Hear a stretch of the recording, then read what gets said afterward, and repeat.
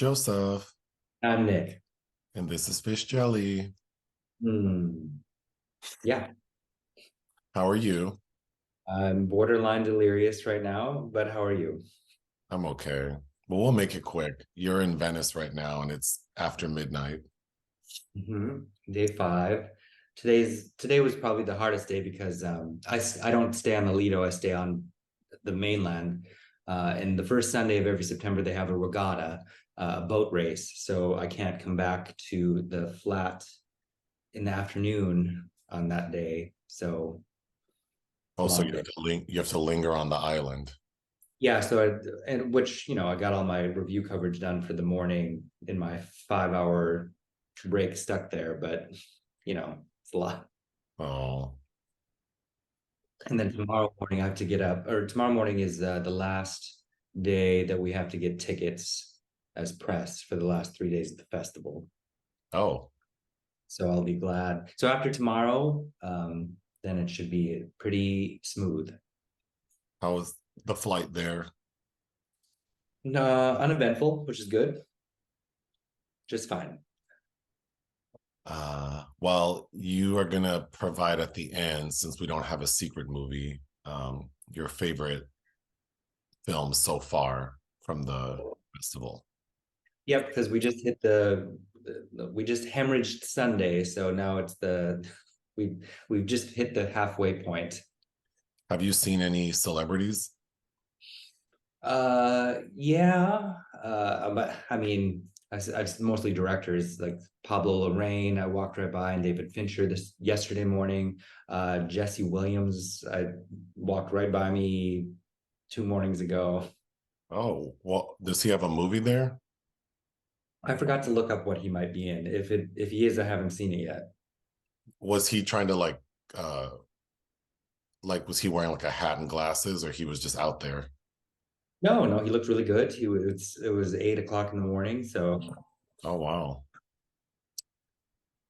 Well, people seem to like when we talk about restaurants. So I forgot. Well, so we visited a place in the arts district called Smoke City Char Bar. What did yeah. you think about that restaurant? I find it so odd, some of these restaurants where you make a reservation, and we did not need to make a reservation, as I recall. It was dead.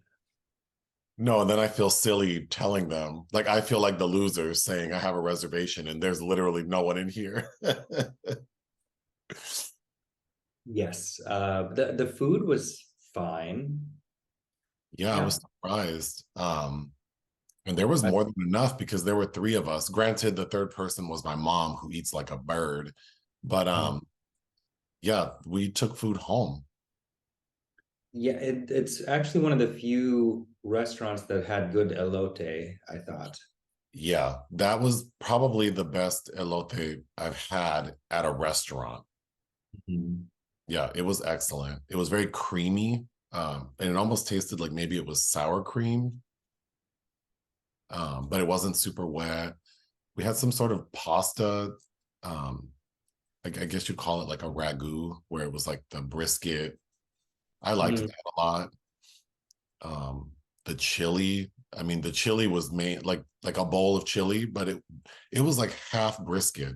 It was super hearty. I really liked it. The only downside is parking in the arts district is expensive and difficult. So it's a shame because it's like that's probably the number one deterrent of going out there. Sure. Yeah. So, but I would recommend Smoke City Char Bar. And then if they're listening, send me a gift card. But then I went to this Mexican restaurant last night called Calaveras in like the NoHo Arts District. And I think it's a chain. It's in the same like plaza that we saw where that movie theater is, where we saw Dark Tide. Yes, there's one of those right on Silver Lake Boulevard, right where you get on the 101. Really? That's what Mhm. that is? Mhm. Oh. I'm pretty sure. Anyway, the person I went with, they wanted that style of food. So I said, well, then pick a place. So they just picked it and I said, fine. And then I arrived like a few minutes early. So he was calling me on the phone while I was in the restroom. And when if you get online right now and Google Calaveras, North Hollywood, like Yelp reviews, they're all going to say that it's really loud in there. And that's not a joke. That shit felt like I was in a nightclub. The music was blaring. It was impossible to hear anything. It was outrageous. I felt like I was like, I mean, take like the most annoying restaurant, like in the Gaslight or like on the Strip, like, you know, those super annoying, loud, like, and it was the gas lamp. Did you mean? I meant gas lamp. I said Gaslight. I meant the gas lamp district in San Diego. But that, like that kind of place. But it felt so out of place because we're in like an area of NoHo that's not touristy. I don't think anywhere in NoHo's touristy, but like this is not a touristy area. Why do we have this restaurant? But and then it's open, like windows are open to the street. So you can hear this music blasting from down the block. But I didn't want to be difficult because if it would have been just you and I, we would have turned right the hell around. But I'm like, let me sit here. And oh my God, the service was, like the guy was friendly, but it's so loud that he was screaming everything and then couldn't hear anything. So he must, I mean, the number of times I had to repeat myself just to, I felt bad for those people. And then like, to make it even worse, when there's a birthday, oh my God, the staff have this big sign they carry around that says like, Feliz cumpleaños, happy birthday, one side, the other. And then they have that fucking, or excuse me, you know, that like metal thing that people spin and it makes that sound. And then they had a cowbell. Yeah, it's a nightmare. It's a literal nightmare. If I worked there, I wouldn't last like my shift before I quit. I wish that people would understand that it is not special to have strangers that are held captives sing happy birthday to you. It is not. Well, does anyone like that? Except children, besides children. Or the people who arranged it. They think it's funny. It's not. I mean, I will say there's a restaurant in I think it's like Lower Azusa that we've gone to a few times because my family lives near there. El Cielito Lindo. Yes, El Cielito Lindo. They have their birthday. It's funny because it lasts a long time and the restaurant's small. And so one time I had them do it for you because I thought it was funny. And it wasn't even. They didn't verify, they just saying. No. But yeah, that was miserable. I wouldn't go there again. You'd have to pay me and I would still have an attitude. You know, the name always makes me think of that Mark Twain story, the Calaveras County with the jumping frogs of Calaveras County. Oh, I'd have to look that up. Well, I would much rather spend 2 hours with that Calaveras than this one. But anyway, I need to address something I said last week that made people upset. Do you know what I'm going to say?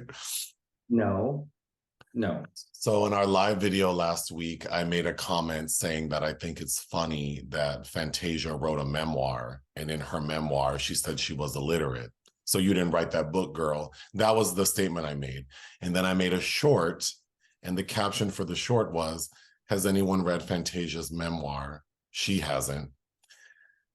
So I got a lot of comments and like DMs saying that was mean and like they can't believe I would say something like that. And I'm not doubling down on it, and I do agree that it was mean-spirited. The thing that I think was the most mean-spirited is saying in my caption that she hasn't read it. Although I will say there is a YouTube web series called Got to Be Real, and she's one of the cast members on this web series, Fantasia. It's a fictional like reality show, but her entire storyline is that she's uneducated, but that's no excuse. So that's it. Like, I think that it wasn't very nice to say that. However, if you think about, like, if I said to you, oh, there's this person who wrote a book and they're illiterate, you would immediately laugh like it's absurd. And it is It, absurd. it is, but I mean, I'm assuming since she has her GED, she's no longer classifiably illiterate. But, and again, You can tell when she posts shit online, so she can read something. So she's technically not. well, when I said it, it wasn't my intention, like, oh, I'm gonna come for Fantasia. I really like Fantasia. I watched season 3 of American Idol where she won back in 2004. I've been a huge fan, seen her in concert many times. So have you. We watched her reality show, Fantasia for Real. I've gone to New York twice to see her on Broadway in The Color Purple. Um, so, it definitely wasn't me trying to be like shady towards Fantasia. It's just the absurdity of it. And when I think about her and that memoir and her Lifetime biopic, which she stars in and you bought for me, um, I bought well, at the time there was only a bootleg copy, but right. yes, thanks eBay. I just think like the absurdity of like these, like, because it also reminds me of that documentary we watched 2 weeks ago about the hatchet wielding hitchhiker. Like, it seems like in modern popular culture, anyone who gets any shine, it's like, let's throw them out there. Let's see what sticks. And we like idolize these people and put them on pedestals without really knowing their story. And when I think about Fantasia, when she was on American Idol, everyone made fun of her.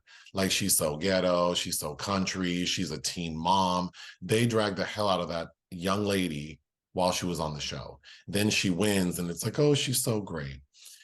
Then she, a year later, writes the memoir, which I did read, because some of the comments, I deleted a lot of comments from it, but some of the comments were like advising me that there are different levels to illiteracy, and I understand that. I'm familiar with it.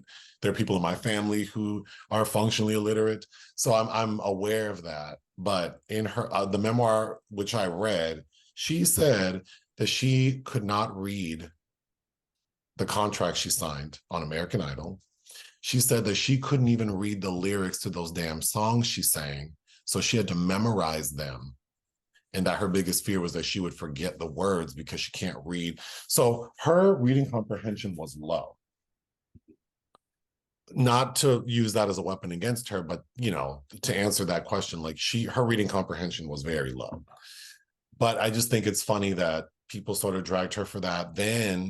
So then she's low, then she's up because she won. Then, if we remember, she had an affair with a married man. Yes, and there was a suicide attempt.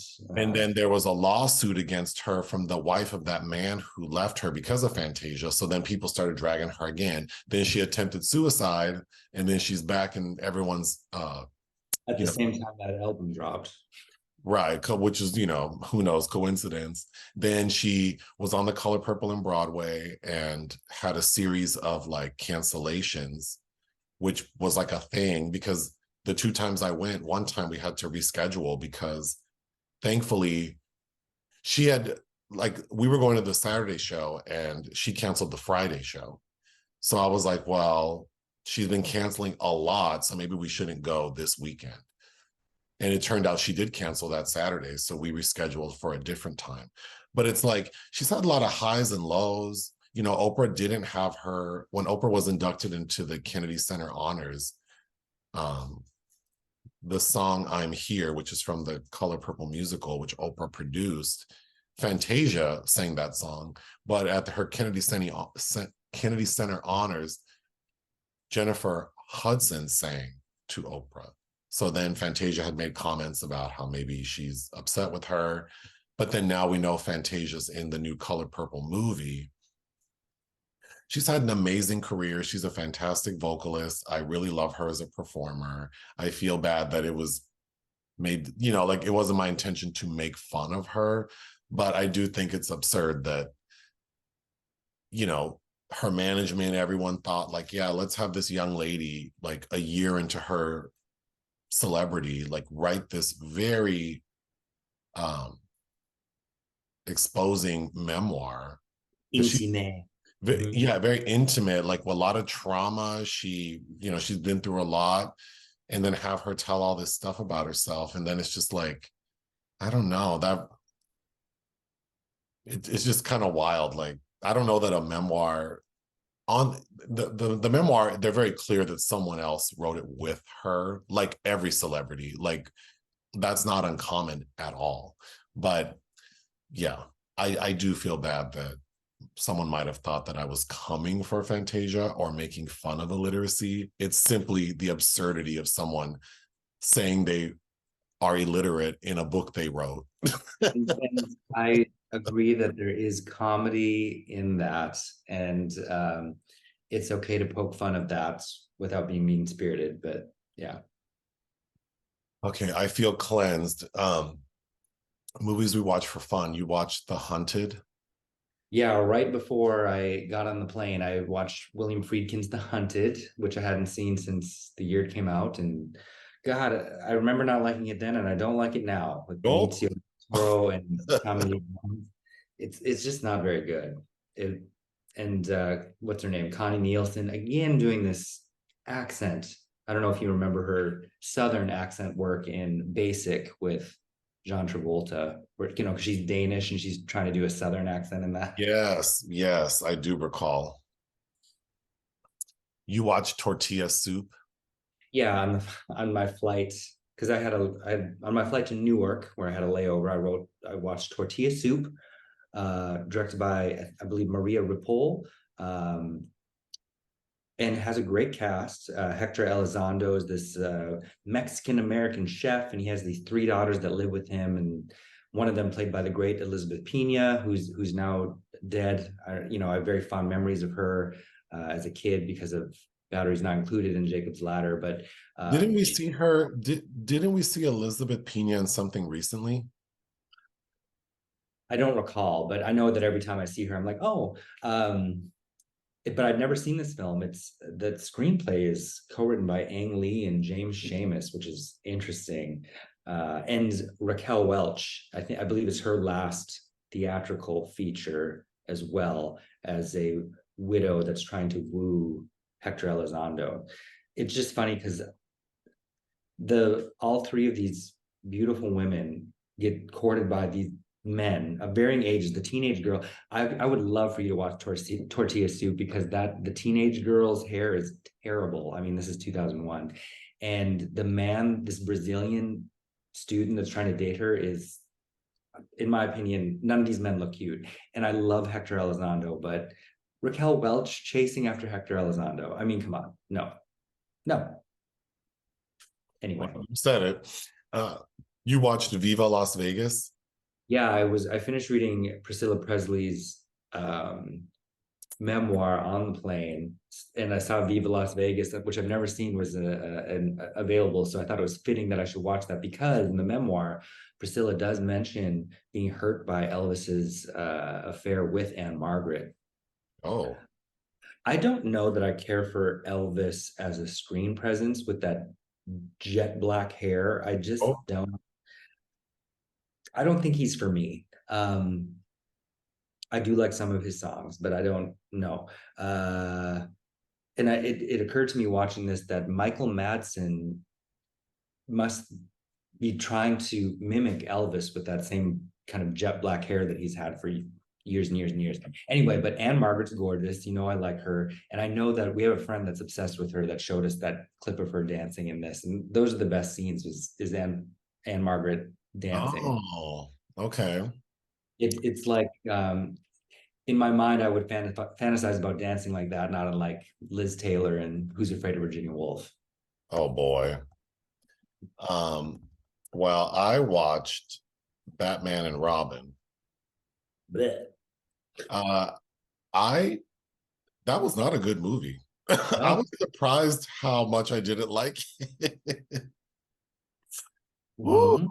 The best part of it is Arnold Schwarzenegger, Yes. which is Who's oh, go is ahead. Uma Thurman is Poison Ivy, right? That's right. which is a shame because I actually thought the story is really interesting because Arnold Schwarzenegger, he's a scientist who had an accident that caused him to be this mutated ice person. But his life's work now as this villain is trying to collect resources to create the science to save his wife, who he is like kept like alive, like cryogenically or something. And then Uma Thurman's like a scientist who wants to preserve Mother Nature. So her plan is to get rid of all the humans to take back Earth. I found it very interesting, but man, George Clooney as Batman, I like George Clooney, but it was really awkward. And when he wasn't speaking, his nonverbal like acting, like them walk, like there are a lot of scenes where he's walking towards the camera or he's making these really odd faces. Chris O'Donnell is like, it's weird. The two of them together, they don't seem like they have chemistry. And then I don't understand. I don't think those characters were well written, like mentor, student, and the student feeling like they want to step up and not be babysat. But instead, Chris O'Donnell seems kind of like a brat. And Isn't that in Alicia Silverstone as Batgirl? I disliked her the most. I just did not like her. Oh, anytime it was like a close-up of her, like on the computer, she's like, Alfred is dying. So she's trying, but she doesn't know that. So she's doing these motorcycle races to raise money to get him out of like Wayne Manor because she doesn't understand his role with Bruce Wayne. So she thinks he's just a servant and she thinks it's like demeaning. I thought that was so stupid. Like, this old man seems happy and he told you he is and he didn't ask you for shit. I don't know. Why are you doing these dangerous motorcycle races to raise money to get him out of there? Yeah, I didn't. Oh, well, actually, the worst part of it probably is, and I don't know if this is just because I'm watching like a remastered version that's on a streaming platform, but the ADR was really odd. It sounded real, like it was always like half a beat off. Yeah, no good. That's the only one George Clooney did. No, he did two. He did Oh, Batman, right? I thought I remember it because Batman Forever is Val Kilmer. well, another thing I didn't like is the editing. Like they try to make like all these sexy, like with the suit, and we see like the butt and the nipples and the crotch, and I didn't Yes, understand why we were doing that. Joel Schumacher introduced the nipples. Yeah, who was I don't have gay? a problem with the nipples, but there were a lot of shots of like when they're getting dressed, like it zooms in to the butt, like Girls Gone Wild style. I don't understand why we were doing that. Maybe Clooney only did one. I can't think of the title of. Maybe that is his only one. Yeah, because then after that it would be Christopher Nolan. Well, I can see why they probably were like, we're good because it's also before he got his teeth done. So his smile's not what it is today. And I think because he's in a mask and that one long tooth is really like, it's hard not to focus on. Well, I mean, you're on this big screen and you're wearing this mask and all we see is your mouth and your eyes, and very interesting. Did not work for me. Okay, so now, there unfortunately is an entry in the obituary section. Jimmy Buffet died. Oh, Do you have any connection to him? my mom had some tapes. My only knowledge of him is I'd seen him in concert, but he has Margaritaville, and there's a Margaritaville on the strip next to the hotel I used to work in. So I would always think of well, and then Sammy Hagar has. Yeah, Sammy Hagar. So I always think of those two, and they have like these themed restaurants. But yeah, he passed away a few days ago. How old was he? I didn't even. I've been completely out of the loop with every. 76. He was Okay, 76. I did hear someone died at Burning Man. Oh, that's why I was seeing those videos. I was wondering why people were talking about Burning Man. I didn't realize Burning Man was even happening right now. Yeah, someone died. Oh, well, So Sorry to that person, I guess. that's the obituary. Okay, so getting to best of the fest so far at Venice. Yeah, yeah, I figured I'll just talk about worst at the end, so I'm not doubling down on my dislike. Okay, you have 6 films listed. Do you think these will be in your top? At least four of them. Okay, so there'll be a little double dipping when you make your recap. Yeah, that's okay. I mean, Well, I'll let you talk however you want to organize it. okay. So I liked Maestro with Bradley Cooper directing his sophomore film where he stars as Leonard Bernstein, With that who fake nose. it's not that distracting watching it. It's not like he has a small petite nose anyway. It didn't bother me at all settling into the film. But Bernstein was gay slash maybe technically bisexual, but and it details it's an intimate portrait of his life with his wife Felicia, played by Carey Mulligan, and it's really more of a vehicle for Carey Mulligan. And I think the second half of the film is actually quite good. However, if you don't know anything about Leonard Bernstein, I don't know that you are learning. In the periphery, you hear about some of his accomplishments, but I could only keep thinking of Tar because last year Tar premiered, and if you remember, Kate Blanchett's Lydia Tar, her mentor was Leonard Bernstein, and Oh yeah. I can't.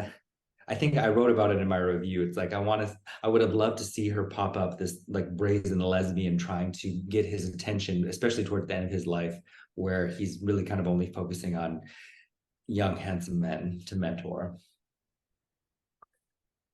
Next. The Theory of Everything I liked, which is not the Stephen Hawking biopic that Eddie Redmayne won his Oscar for. It's a German film directed by Tim Kroger that's in competition. It's set in 1962 in the Swiss Alps and is kind of a sci-fi love story about the multiverse, but very much in the vein of a Fritz Lang, Alfred Hitchcock film from the late 30s or early 40s. So I really liked it. Next. Dogman. Okay, so I'm very much in the losing camp on Dogman, and I'm not going to defend it as an actual good film because there's a lot of it that's just not well done or play or just really silly. But it's in competition with the new Luc Besson film. But I was very taken with the Caleb Landry Jones performance as this white trash child that was horribly abused to the point where he became locked in a cage with a bunch of dogs and was injured, Oh, paraplegic, and then grows up into this drag queen mafiosa savior of the neighborhood. It is so bizarre, and I thought Caleb Landry Jones was kind of magnificent, certainly magnetic. It that sounds really good to me. again, like it's really rough around the edges in other regards, but every time he's on screen, it was making me think if this had been made in the 70s or 80s, it felt like a Walter Hill script that got pushed away in a drawer somewhere, and then somebody a decade later tried to dust off and make it not very well. It has shades of Tim Burton. I could imagine Brando, kind of like in his Island of Dr. Moreau phase, or even Betty Davis towards the end of her life, kind of giving the energy that he's giving. I really liked him. I would definitely watch that one. We saw him recently. Yeah, he was at the Grove. I forgot about that. Next is the Kane Mutiny Martial. Okay, so well, William Friedkin just recently passed, as we've talked about many times recently. And there's of course, Edward Dmytryk Kane Mutiny classic, starring Humphrey Bogart, based on the Herman Wouk novel. And then Robert Altman made the segment of the trial portion, the Kane Mutiny Court Martial in 87 or 88 as a TV film, which I also watched. But this was Friedkin's last stand. And I thought it was superb. and I've seen two different versions of many different people playing these characters, and this was transportive in a different way than either of those previous two directors, I think, didn't carry it. It was very well done. Jason Patrick and Lance Reddick, who's also sadly gone now, I think are pretty damn good in it. Next is Poor Things. Oh, Poor Things is like close to a perfect film. I cannot wait for you to see it. And I read this book recently. It's the latest from Yorgos Lanthimos, starring Emma Stone and Mark Ruffalo. And I know you are a fan of Willem Dafoe. You're gonna love Willem Dafoe in this. I am a fan. It is so good. It's like a revisionist, feminist, Victorian era. It is a masterpiece.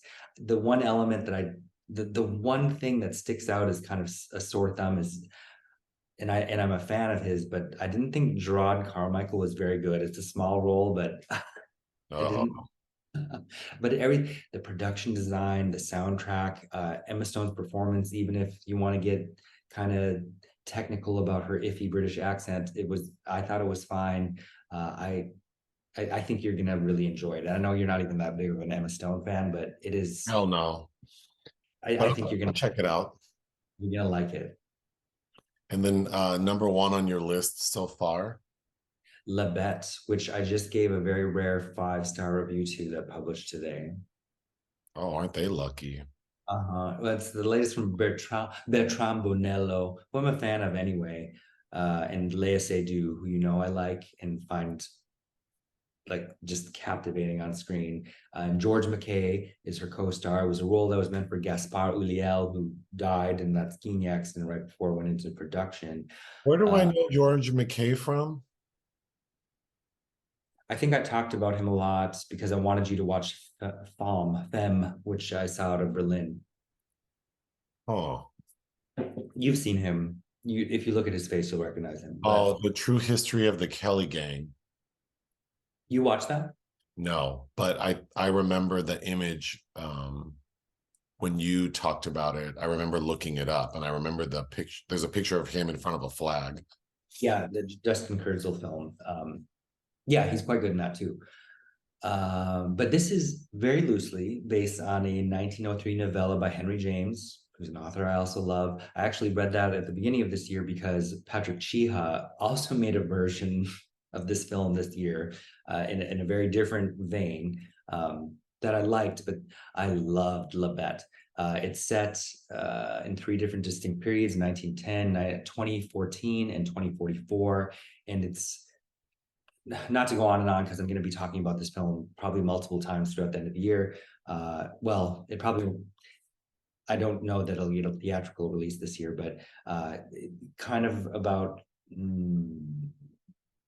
there's a quote in the film about how passion is only possible when you're lacking fulfillment, or like you aren't feeling passionate when you feel fulfilled, and how this kind of notion of unrequited love, once you satisfy that, what happens? I'm gonna read a 4-line description of the movie. In the near future, where emotions have become a threat, Gabrielle finally decides to purify her DNA in a machine that will plunge her into her past lives and rid her of all strong feelings.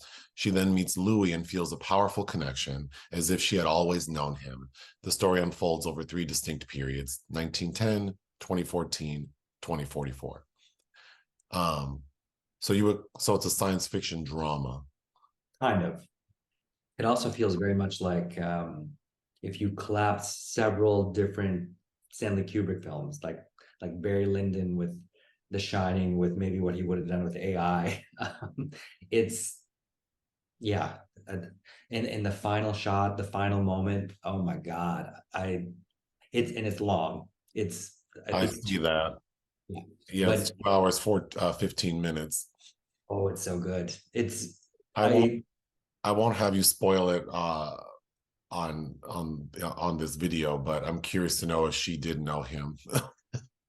Well, you know how I feel about Léa Seydoux and who Bruno Dumas' France. I had a similar feeling at the end of France. Yeah, it's Well, maybe they'll put your pull quote on the cover of this Blu-ray. well, it's clear if it's something that I love this much, it usually means that a lot of people will also hate it as equally. So I haven't read like as soon as because I had two back-to-back screenings this morning. It was The Killer, the David Fincher, and this, which is like damn near 5 hours of film. I ran off to a quiet place to write and not talk to anybody because I didn't want anybody else's opinion to mar what I was thinking. And I wrote a very long piece about it actually. Mm. But yeah. What? So there you have it, Best of the Fest. What's the one movie everyone was looking? Oh, there's an Isabel movie. Oh yeah, Sidonie in Japan. I didn't love it, but Oh, she looks good. we'll save that for later. Isn't there a big movie everyone was looking forward to? There's one that I feel like people were talking about. The Fincher. I don't know. I thought there was like a mainstream big movie that was there that people were excited about. Well, maybe Is that Scorsese movie at Venice? that was Cannes. That was Oh, at Cannes. Mhm. I don't know. Well, there was, the new Polanski was here, which I saw, which I didn't love. Okay. And tomorrow morning's new Woody Allen. But I'll give a more complete rundown. Yes, you will. Uh, Uh, well, I know it's like 1 a.m. now. mhm. Is there anything you'd like to say to the people? No, I'm really looking forward to shower and a sleep, a crema, sleeper. Okay, we'll let you do that. Oh, yep, get more wine. Ta-ta for now.